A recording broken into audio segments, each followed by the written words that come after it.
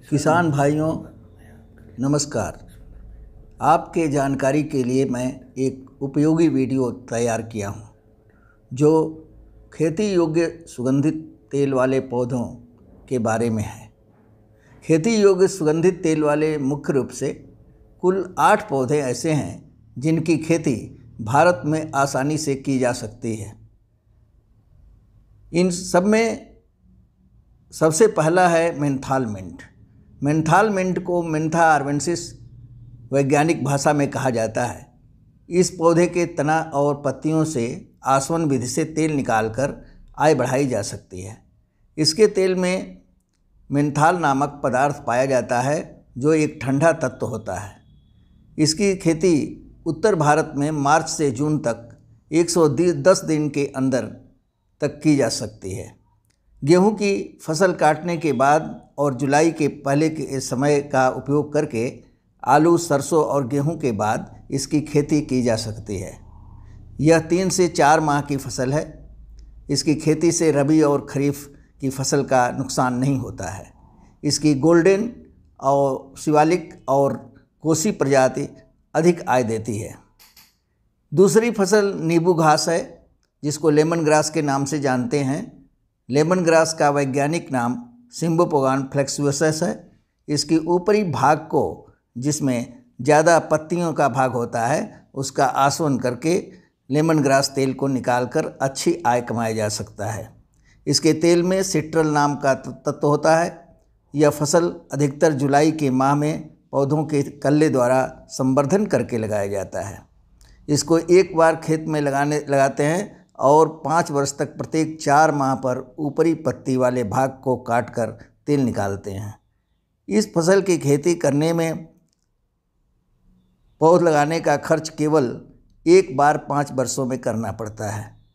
प्रति हेक्टेयर खस के बराबर ही लगभग इस खेती से प्रतिवर्ष आय मिलती है। इसे भारी मिट्टी में भी लगा सकते हैं। प्रत्येक कटाई के बाद एक हल्की सिंचाई करनी चाहिए और नमी बने रहने पर खेत में नत्रजन का छिड़काव विधि से या जैविक खाद डालना चाहिए। इसमें सिमैप लखनऊ द्वारा विकसित कृष्णा प्रजाति से अधिक आय प्राप्त किया जा सकता है। तीसरा पौधा है जावा सिट्रोनेला। जावा सिट्रोनेला को वैज्ञानिक भाषा में विश्व में सिम्बोपोगान सिट्रोनेला के नाम से जाना जाता है। इसकी भी पत्तियों से सुगंधित तेल आसवन द्वारा प्राप्त किया जाता है। इसमें सिट्रोनेलाल नामक तत्व पाया जाता है। इसको भी लेमन ग्रास की तरह बरसात के समय में लगाया जाता है। इसको भी एक बार लगाकर प्रत्येक 4 माह पर कटाई की जाती है। यह भी 5 वर्ष की फसल है और पुराने पौधों के कल्लों जिसको स्लिप कहते हैं को लगाकर इसका संवर्धन किया जाता है। प्रत्येक कटाई के बाद हल्की सिंचाई और नत्रजन या जैविक खाद देना लाभदायक होता है। जावा सिट्रोनेला की मंजूषा, मंदाकिनी और जल पल्लवी प्रजाति से अधिक आय ली जा सकती है। अब हम आपको बताएंगे चौथे पौधे के बारे में जिसको रोसा घास कहते हैं और इसे पामारोजा भी कहते हैं। पामारोजा को वैज्ञानिक भाषा में सिम्बोपोगान मार्टिनाई प्रजाति मोतिया के नाम से जाना जाता है। इसके ऊपरी भाग तना, पत्ती और पुष्प गुच्छों से तेल निकालकर आय ली जाती है। पुष्प गुच्छों के आने पर ही इसकी कटाई करते हैं। इसके तेल में जिरेनियाल और जिरेनाइल एसीटेट नामक पदार्थ पाया जाता है। इसका तेल मधुर गंध वाला गुलाब के महक वाला होता है जिससे उच्च कोटि का प्रसाधन सामग्री बनाने के काम आता है। मई या जून माह में इसकी बुआई या नर्सरी लगाकर जुलाई में की जाती है। इसकी भी कटाई प्रत्येक 4 माह के अंतराल पर की जाती है। कटाई के बाद एक हल्की सिंचाई देने से पैदावार अच्छी मिलती है। सिमैप लखनऊ द्वारा विकसित रोसा घास की प्रजाति तृष्णा, तृप्ता, वैष्णवी आदि अधिक आय देने वाली प्रजातियां हैं। अब हम आपको बताएंगे 5वें पौधे के बारे में जिसे खस कहते हैं। खस को वेटिवर के नाम से भी जाना जाता है। खस का वैज्ञानिक नाम वेटिवेरिया जिजेनोइड्स है।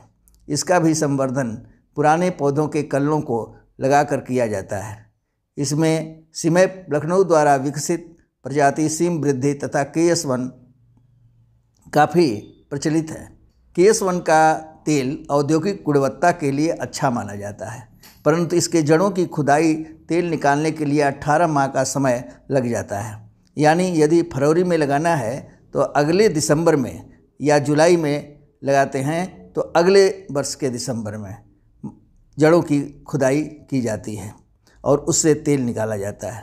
सीम वृद्धि एक ऐसी प्रजाति आई है जो एक वर्ष में होने वाली फसल है। किसी भी खस की प्रजाति की खेती करने में यह ध्यान रखना है कि दिसंबर माह यानी उत्तर भारत में ही की जाती है, जब जाड़े का मौसम होता है। जब खस का पौधा सुसुप्तावस्था में होता है उसी समय इसकी खुदाई करते हैं।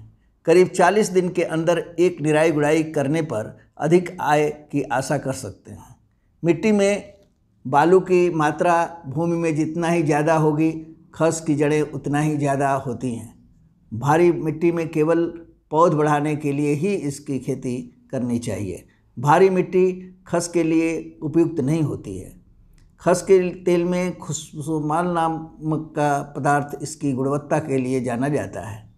खस का तेल जड़ों में पाया जाता है, अतः इसके तेल का आसवन लगभग 72 घंटों में होता है, जबकि अन्य सभी खेती योग्य सुगंधित पौधों के पत्तों और पुष्प से 3 से 4 घंटे में आसवन हो जाता है। छठा पौधा है तुलसी।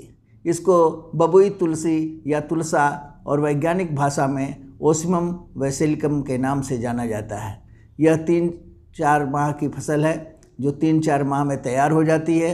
जुलाई में नर्सरी से पौध निकालकर रोपाई विधि से लगाते हैं और सितंबर-अक्टूबर में पहला फूल आने पर कटाई करके पौधे के ऊपरी भाग यानी तना पत्तियां से तेल तुलसी का निकाला जाता है। तुलसी के तेल में मेथाइल चैविकाल और लिनालूल नाम का तत्व पाया जाता है। सिमेप लखनऊ द्वारा विकसित सीम समर्थ और सीम श्रेष्ठा प्रजाति प्रचलन में है। इसकी खेती के लिए पानी का उचित निकास अति आवश्यक है। 7वां पौधा है जिरेनियम। जिरेनियम को वैज्ञानिक नाम पेलार्गोनियम ग्रेवियोलेंस के नाम से जाना जाता है। इसके पूरे पौधे, तना और पत्तियों की कटाई करके तेल निकाला जाता है। इसके तेल में जिरेनियाल नामक तत्व पाया जाता है। यह 3-4 माह की फसल है। इसको अक्टूबर माह में उत्तर भारत में या फरवरी-मार्च में भी लगा सकते हैं। इसकी बोरबन और केलकल द्वारा विकसित प्रजाति अधिक आय के लिए उगाई जा सकती है। पहला फूल दिखाई देने पर ही इसकी कटाई की जानी चाहिए। 8वां पौधा हम बताएं आपको कि गुले बबुना के नाम से जाना जाता है, जो कैमोमिल भी कहा जाता है। गुले बबुना यानी कैमोमिल को कैमोमिला रेक्टियूटा के नाम से वैज्ञानिक भाषा में जाना जाता है। पहले यह मैट्रिकैरिया कैमोमिला के नाम से प्रचलित था। इसके तेल में कैमोजिलिन नामक तत्व पाया जाता है। यह तेल व्यावसायिक दृष्टि से बहुत ही महत्वपूर्ण है। इसकी खेती दोमट और बलुई दोमट मिट्टी में जल निकास की उत्तम व्यवस्था वाले खेत में की जाती है। अक्टूबर-नवंबर में नर्सरी में इसके बीजों को उगाकर रोपाई विधि से खेती की जाती है। इसके फूलों से कैमोमिल का तेल निकाला जाता है, जो स्याही रंग का नीला रंग का तेल होता है। पहली फूल की कटाई पौध के लगाने के 70 दिन बाद की जाती है। इसकी 2-3 सिंचाई की आवश्यकता होती है। दूसरी तथा तीसरी फूलों की तुड़ाई 50 दिन तथा फूल होने पर 100 दिन पर करके फूलों से तेल निकाला जाता है। सुगंधित तेल वाले पौधों की खेती करने में अधिक उपज देने वाली विकसित प्रजाति की ही खेती करनी चाहिए। फसल के लगाने के 40 दिन के अंदर खरपतवार को निकालकर गुड़ाई अवश्य करना चाहिए। कभी भी खरपतवार नाशक रासायनिक दवा का उपयोग न करें। ज़्यादा से ज़्यादा जैविक खाद का ही प्रयोग करें। इन फसलों में अधिक रासायनिक खाद एवं पेस्टिसाइड तेल की गुणवत्ता पर कुप्रभाव डालता है। यदि हो सके तो आसवन की स्टेनलेस स्टील की टंकी का उपयोग करें। एक अच्छी डिजाइन की टंकी से तेल की मात्रा और गुणवत्ता पर अधिक प्रभाव पड़ता है। सुगंधित तेलों का उपयोग उच्च कोटि का प्रसाधन सामग्री बनाने, दवा बनाने, अरोमा थेरेपी, बेकरी उद्योग आदि में पूरे विश्व में उपयोग में लाया जाता है।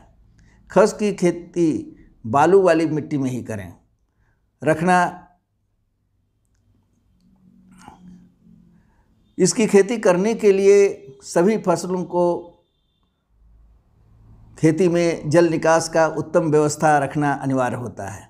शेष विशेष जानकारी के लिए सीमेप लखनऊ को संपर्क करके उचित नवीन तकनीकी की जानकारी लेकर लाभ उठाएं और पारंपरिक खेती की तुलना में 2 से 3 गुना आय प्राप्त कर सकते हैं। इसका ध्यान रखें कि सुगंधित तेल वाले फसलों की खेती एक व्यावसायिक खेती है। सुगंधित तेल वाले पौधों की खेती करने के पहले आसवन यंत्र की व्यवस्था, तेल की बिक्री, बाजार भाव, श्रमिकों की व्यवस्था और खेत की तकनीकी ज्ञान अवश्य सुनिश्चित कर लें। यदि आपका यह वीडियो पसंद आया है तो इसे सब्सक्राइब करें और शेयर करें।